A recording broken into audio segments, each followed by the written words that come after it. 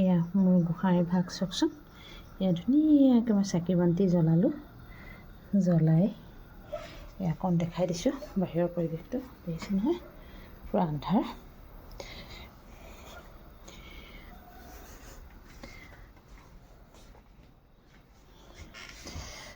এতিয়া বৰ্তমান অকণমান দৰজাখন বপাই দেখোঁ, বেটা আহি পোৱাহি নাই। এয়া চাওকচোন। আৰু আমাৰ হেপিটো চাওকচোন কিমান ধুনীয়াকৈ শুইছে। দিছে হেপী বুলি কোৱাৰ লগে লগে সি গম পাইছে, তাৰ নেজ লৰাই দিছে ধুনীয়াকৈ। সেয়া এইটোতে আৰু বেটা আহি পোৱাহি নাই। এতিয়া অকণমান চাহ খাম। মই অকণমান চাহ খাবৰ কাৰণে অনুভৱ কৰিছোঁ। আপোনালোকে হয়তো সকলোৱে খালে চাগৈ ন? চাহ খাওঁ। অকলে থাকিলেও আচলতে একাপ চাহ খাবলৈ একদম মানে সময়ত আৰু চাহ খাব বিচাৰোঁ। আগতে কিন্তু ইমান হেৰি নাছিলে হা, ইণ্টাৰেষ্টটো মানে কম আছিলে। টাইমত এবাৰ ৰাতিপুৱা অকণমান গ্ৰীণ টি খাই লোৱাৰ পিছত আৰু খাবলৈ ইচ্ছা নাযায়। কিন্তু আজিকালি কেলৈ ক'ব নোৱাৰোঁ, আজিকালি এতিয়া খাবলৈ বিচাৰোঁ আৰু খাব লাগে অকণমান সকলোৱে ন। আজি এটা একদম সাংঘাতিক ধুনীয়া এটা কথা ক'ম বুলি ভাবিছোঁ আপোনালোকক।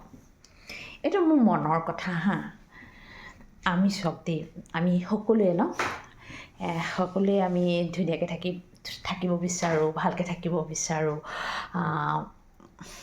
সকলোৱে বিচাৰে, সকলোৱে নিজকে ধুনীয়া কৰি ৰাখিব বিচাৰে ন।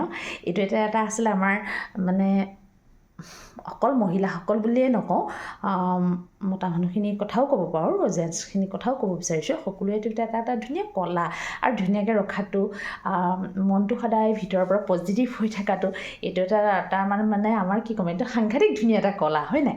সেইকাৰণে এটা কথা ক'ব বিচাৰিছোঁ, শুনকচোন। বহু মানুহে কি কৰে জানেনে? কি আৰু বোলে এনেকৈ কয় কিছুমানে। চাওকচোন, এই বাচ্ছা এটা হ'ল আৰু মানে একদম আৰু চব এৰি দিয়ে। কিন্তু মই এটা কথা কি ভাবোঁ জানেনে? বাচ্ছা এটা হ'ল বুলিয়ে যে আপুনি নিজকে অকণমানো কেয়াৰ নকৰিব, মানে অকণমানো হেৰিকৈ নাৰাখিব, এইটো কথা নহয় ন। আৰু বহু মহিলাক দেখা পাওঁ, মানুহজন হয়তো বাহিৰত থাকে বা বাহিৰত কিবা মানে হয়তো অফিচত যায়, বিজনেছ কৰে, যিয়ে নকৰক, যেতিয়া ঘৰলৈ সোমাই আহে, মই এটা কথা সদায় লক্ষ্য কৰোঁ, বহু মানুহৰ মানে সেই বস্তুটো মই দেখা পাইছোঁ হা। কি হয় মানে কি, যেনেকৈ থাকে তেনেকেই মানে হেৰি কৰি ওলাই আহে। কিন্তু মই এটা কথা ভাবোঁ হা, যে ষ্টাইল কৰিব লাগিব, বহুত কিবা কৰিব লাগিব, সেইটো নহয়। মানে কি, অকণমান ধুনীয়াকৈ থাকিব লাগে। ৰাতিপুৱা কামখিনিত আমি সদায় সকলোৱে গা পা ধুই লৈ সকলোৱে কাম কৰোঁ ন ধুনীয়াকৈ। কিন্তু আকৌ আনকি পিছবেলা সময়টো মানে ধুনীয়াকৈ থাকিলে, এটা কথা চাব দেই, মই কিয় কৈছোঁ শুনকচোন। মাইকী মানুহগৰাকী মানে কি ঘৰখনৰ লক্ষী বুলি কোৱা হয় ন। সেইকাৰণে এটা কথাই ক'ব বিচাৰিছোঁ, মাইকী মানুহখিনি যদি ইমানখিনি হয়েই, কিন্তু মানে আমি মাইকী মানুহবোৰে কেলৈ বাৰু, বহুত মাইকী মানুহে কি কৰে জানেনে? নিজক অকণমানো ধ্যান দিব নিবিচাৰে। কিন্তু সেইটো কৰিব নালাগে, ধুনীয়াকৈ থাককচোন।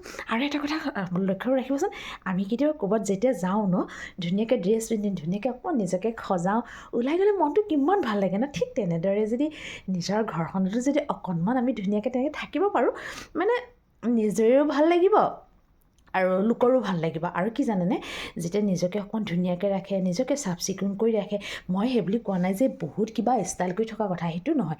যেনেকৈ থাকে, যিটো পিন্ধে, যিটোৱে চফা হ'ব লাগিব, ধুনীয়াকৈ থাকিব লাগে, ধুনীয়াকৈ মূৰটো আঁচুৰিব লাগে, হয় নাই? সেইখিনি কৰি থাকিলে কি জানে, নিজৰ ভিতৰৰ ফালৰ পৰা মানে কি ক'ম, আত্মশক্তিটো বহুত বেছি ষ্ট্ৰং হয় নাই? কথাষাৰ ক'বচোন। মই বিশেষকৈ নিজকে এইবিলাক কৰি বৰ ভাল পাওঁ জানেনে। সেইকাৰণে আজি অকণমান ভাবিলোঁ মই আপোনালোকক আজি এই কথাখিনিয়ে কওঁ। কিন্তু হয়তো কোৱাৰ কাৰণে হয়তো বহুতে এতিয়া কিবা ক'বও পাৰে যে আমি এনেকৈ থাকিব নোৱাৰোঁ বা এনেকৈ। কিন্তু সেইটো প্লিজ কোনো বেয়াকৈ ভাবি নল'ব। মোৰ নিজৰ মনৰ কথা, মই নিজে এইবোৰ কৰি ভাল পাওঁ। নিজৰ মানে আত্মসন্তুষ্টি বুলি কয় যে, এইবিলাক কৰিলে মই নিজকে সঁচাকৈ বহুত মানে সন্তুষ্টি মানে লাভ কৰোঁ। সেইকাৰণে আপোনালোকক আজি ক'লোঁ। ঠিক আছে, আজিলৈ ৰাখোঁ। নমস্কাৰ।